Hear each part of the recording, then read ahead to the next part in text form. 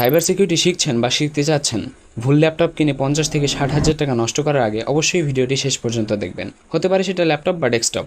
তো চলুন ভিডিওটির মাধ্যমে আপনার কমন একটা কনফিউশন দূর করি।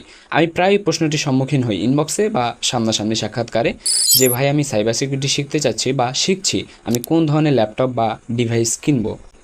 তো ডিভাইসের দিকে আসলে আমি প্রথমে স্ট্রিক্টলি না করে দিই, সেটা হচ্ছে no HDD, only SSD.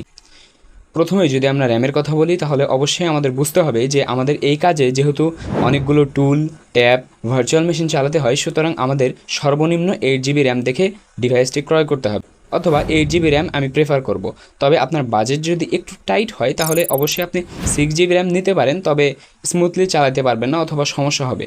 8 GB র্যামেও যদিও বা সমস্যা হয় পরবর্তী দিকে, তবে আপনি স্বাভাবিকভাবে চালিয়ে যেতে পারবেন বা শিখতে পারবেন। তবে আপনি যদি বাজেট একটু বাড়াতে পারেন, অবশ্যই চেষ্টা করবেন 8 GB উপরে নেয়ার এবং সর্বনিম্ন 8 GB হিসেবে ধরে রাখার। তারপরে যদি আমরা যাই প্রসেসরের দিকে, তাহলে আপনি ইন্টেলের নিলে কোরাই 5 এবং রাইজেনের নিলে রাইজেন 5 নেওয়ার চেষ্টা করবেন। আর জেনারেশনের দিকে গেলে 11 জেন সর্বনিম্ন আপনার রিকোয়ারমেন্ট হিসেবে রাখবেন। 11 জেনের ওপরে গেলে ভালো। এবার আসি জিপিইউ এর দিকে।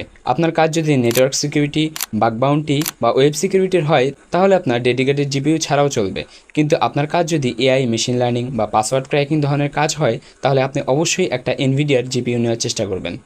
ভিডিও শেষে একটা কথা বলি, অবশ্যই মনে রাখবেন, সাইবার সিকিউরিটি বা অন্য কোনো সেক্টরে সবচেয়ে গুরুত্বপূর্ণ জিনিস আপনার ডিভাইস নয়, বরং সবচেয়ে গুরুত্বপূর্ণ জিনিস আপনার স্কিল সেট।